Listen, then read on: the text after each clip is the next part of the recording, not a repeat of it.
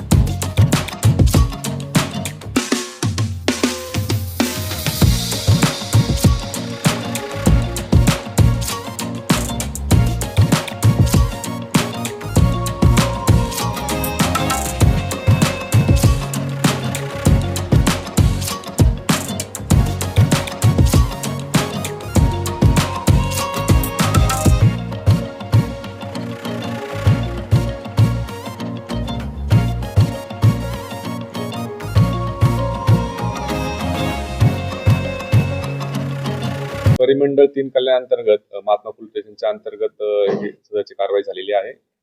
August महिन्यामध्ये ट्रॅफिकचे आमचे जे कर्मचारी, अधिकारी कर्मचारी जे आहेत आणि पोलीस स्टेशनचे कर्मचारी हे नाकाबंदी करत असताना त्यांना अशी एक गुप्त माहिती मिळाली होती की त्या ठिकाणी काही लोक जे आहेत त्या ठिकाणी गांजा सप्लाय करण्याकरता कल्याण स्टेशन परिसरामध्ये येणार आहेत. त्या अनुषंगाने नाकाबंदी केलेली असता त्या नाकाबंदीमध्ये एक छत्तीसगड पासिंगची गाडी त्यांना आयडेंटिफाय झाली होती, बेलानो आहे ती.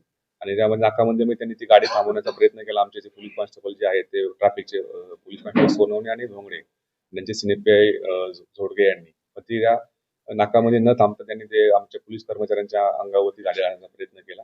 नंतर त्या सदर गाडीचा आपल्या पोलीस स्टेशनचे कर्मचारी आणि ट्रॅफिकच्या कर्मचाऱ्यांनी पाठलाग केला असता ते आपण गाडी ताब्यात घेतली. नंतर गाडीच्या मध्ये आपण जे असणारे जे 5 इसम असेल त्या 5 इसम पण आपल्या त्या ठिकाणी मिळाले.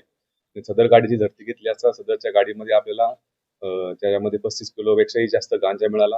त्यानंतर हे 5 आरोपी त्याच्यामध्ये निष्पन्न झाले आणि त्यामध्ये गाडीच्या झडतीमध्ये आपल्याला एक गावठी बनावटीचं पिस्टल सुद्धा त्यामध्ये हस्तगत करण्यात आलेलं होतं. नंतर या जे ताब्यात घेतले इसम यांचे तपास करून त्यांच्याविषयी माहिती घेतली असता हे सगळे नागपूर इथले रहिवासी असल्याचे समजलं आणि ते गांजा सप्लाय करण्याकरता कल्याणमध्ये आलेले होते. त्यानंतर त्यांचा गुन्हेगारी पार्श्वभूमीचा रेकॉर्ड चेक केला असता ही पूर्णपणे टीम जी आहे, पूर्ण गँग जी आहे ती पूर्ण नागपूर आणि विविध शहरांमध्ये ही काम करत होती आणि हे सगळे यांच्यावरती पूर्ण गँगवरती 40 पेक्षाही जास्त गुन्हे अंमली पदार्थ तस्करीचे हे दाखल होते. त्या तपास करण्यामध्ये आपण आतापर्यंत टोटल 14 आरोपी याच्यामध्ये गुन्ह्यामध्ये निष्पन्न केलेले आहेत. त्यामध्ये ओरिसामधून जे माल आणतो त्या ठिकाणचे पण आपण जाऊन आरोपी अटक केलेले आहेत. म्हणजे माल आणण्यापूर्वी ओरिसा त्यानंतर सप्लाय करणारी टीम जी नागपूरची होती ती सर्व अटक केलेली आहे. या ठिकाणी काही स्थानिक लेवलला सुद्धा हा माल सप्लाय होत होता. त्यामध्ये मुंब्रा असेल, भिवंडी असेल, कल्याण असेल, इतरही भागामधले जे आरोपी आहेत त्याच्यामध्ये आम्ही निष्पन्न करून त्यांना सुद्धा अटक केलेली आहे.